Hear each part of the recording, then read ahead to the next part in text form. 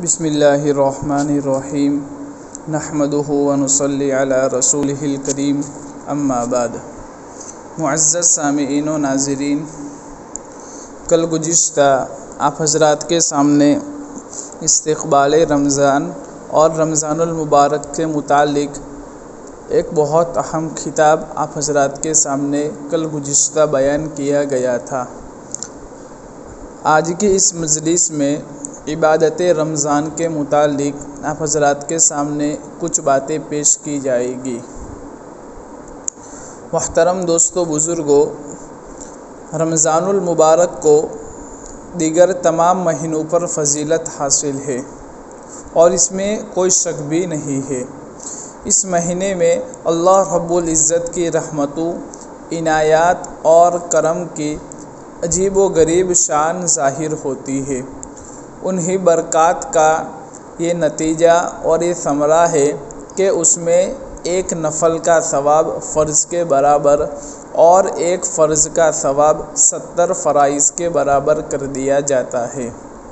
اس مہینے میں عبادات کا کیسا عالم ہونا چاہیے، اس سلسلے میں حضرت عائشہ صدیقہ رضی اللہ تعالی عنہا سے روایت ہے کہ کان رسول اللہ صلی اللہ علیہ وسلم اذا دخل شہر رمضان شد مئزرہ ثم لم یأتی فراشہ حتی ینسلخ۔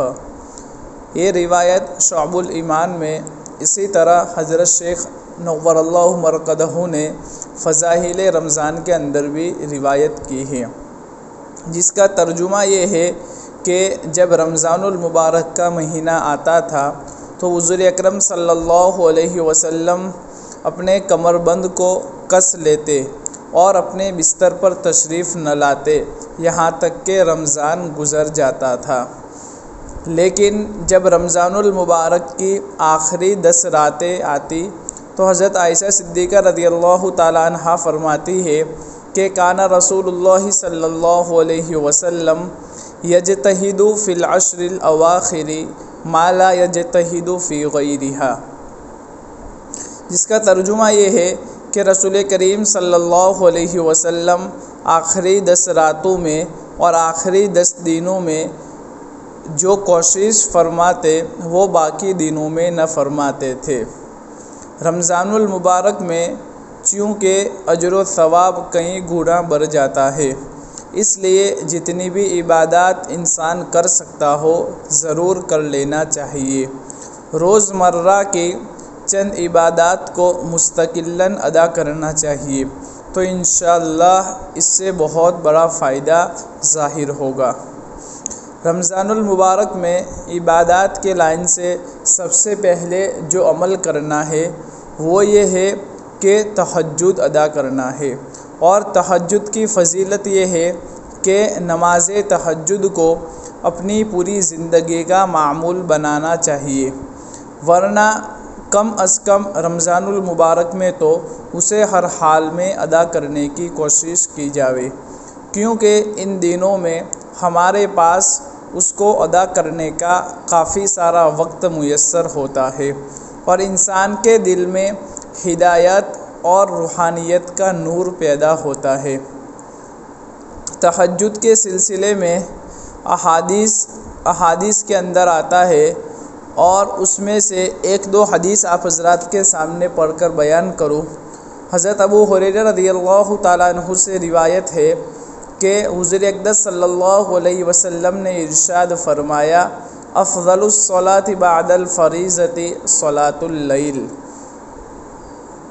جس کا ترجمہ یہ ہے کہ فرض نمازوں کے بعد سب سے افضل نماز نماز تہجد ہے۔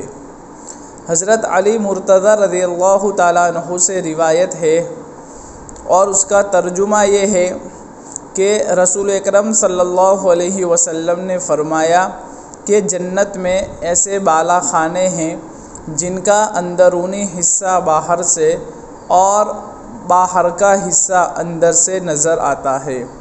تو ایک اعرابی یعنی بدو شخص کھڑا ہوا اور عرض کرنے لگا، پوچھنے لگا، سوال کرنے لگا، اے اللہ کے رسول، یہ بالا خانے کن لوگوں کے لیے ہوں گے؟ تو آپ صلی اللہ علیہ وسلم نے فرمایا اس کے لیے جو اچھا کلام کرے، اچھی بات کرے، مسکینوں اور غریبوں کو کھانا کھلائے، ہمیشہ روزے رکھے اور رات کو نماز پڑھے جب دوسرے لوگ سو رہے ہو۔ حضور صلی اللہ علیہ وسلم نے فرمایا اللہ تعالیٰ کے آخری تہائی حصے میں آسمان سے دنیا کی طرف نزول کر کے فرماتا ہے کہ کون ہے جو مجھ سے مانگے اور میں اسے عطا کروں، کوئی ہے جو مجھ سے بخشش اور مغفرت طلب کرے کہ میں اسے بخش دوں۔ ایک اور حدیث شریف میں آیا ہے اللہ تعالیٰ رات کے آخری حصے میں بندے سے زیادہ قریب ہوتا ہے، پس اگر ہو سکے تو تم ان بندوں سے ہو جاؤ جو اس مبارک وقت میں اللہ کو یاد کرتے ہو۔ یہ تو تہجد کے سلسلے میں احادیث ہوئی۔ اب یہاں سمجھنا ہے کہ نماز تہجد کا وقت کون سا ہے۔ تو نماز تہجد کا وقت آدھی رات کے بعد شروع ہو جاتا ہے۔ سنت طریقہ یہ ہے کہ عشاء پڑھ کر سو جاوے، پھر اٹھ کر نماز تہجد ادا کرے، جیسے کہ حضرت عائشہ صدیقہ رضی اللہ تعالی عنہا حضور اکرم صلی اللہ علیہ وسلم کے بارے میں فرماتی ہے کان ینام اولہ ویقوم آخرہ فیصلی ثم یرجع الی فراشہ۔ ترجمہ یہ ہے کہ آپ صلی اللہ علیہ وسلم رات کے شروع حصے میں نیند فرماتے اور آخری حصے میں بیدار ہوتے اور نماز ادا فرماتے، پھر اپنے بستر پر واپس آ جاتے۔ تہجد کی رکعات کے سلسلے میں آپ صلی اللہ علیہ وسلم کی عادت مبارکہ تہجد کی رکعات کے بارے میں مختلف ہے۔ کبھی 4 رکعت ادا کرتے، کبھی 6 رکعت ادا کرتے، کبھی 8 اور کبھی 10 رکعت بھی ادا کرتے تھے۔ سنن ابی داؤد کے اندر ایک روایت ہے، اس کا ترجمہ یہ ہے کہ حضرت عبداللہ ابن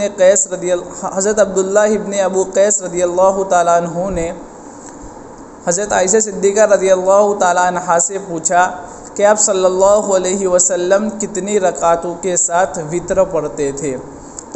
تو آپ رضی اللہ تعالیٰ عنہا نے جواب دیا 4 اور 3 کے ساتھ، 6 اور 3 کے ساتھ، 8 اور 3 کے ساتھ۔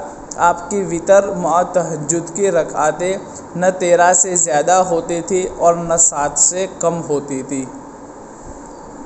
اسی طرح ایک اور روایت ہے کہ عن عائشہ رضی اللہ تعالی عنہا قالت کان رسول اللہ صلی اللہ علیہ وسلم یصلی من اللیل 9 رکعات فیہن الوتر۔ ترجمہ یہ ہے کہ حضرت عائشہ صدیقہ رضی اللہ تعالیٰ عنہا سے روایت ہے، وہ فرماتی ہے کہ حضور اکرم صلی اللہ علیہ وسلم رات کو 9 رکعات پڑھتے تھے، ان میں وتر بھی ہوتی تھی۔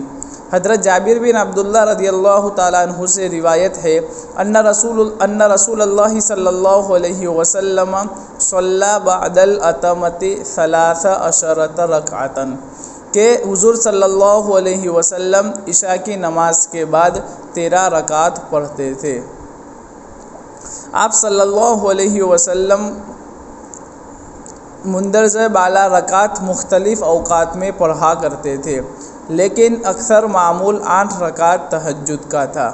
چنانچہ حضرت عائشہ رضی اللہ تعالی عنہا فرماتی ہے ما کان رسول اللہ صلی اللہ علیہ وسلم یزید فی رمضان ولا فی غیرہ علی 11 رکعۃ، کہ حضور اکرم صلی اللہ علیہ وسلم رمضان اور غیر رمضان میں 11 رکعت سے زیادہ نہیں پڑھتے تھے۔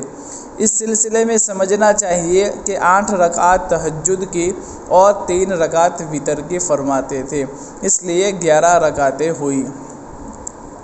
آج تہجد کا بیان ہوا، کل انشاءاللہ سحری کی فضیلت کے سلسلے میں آپ حضرات کے سامنے کچھ بیان کیا جائے گا۔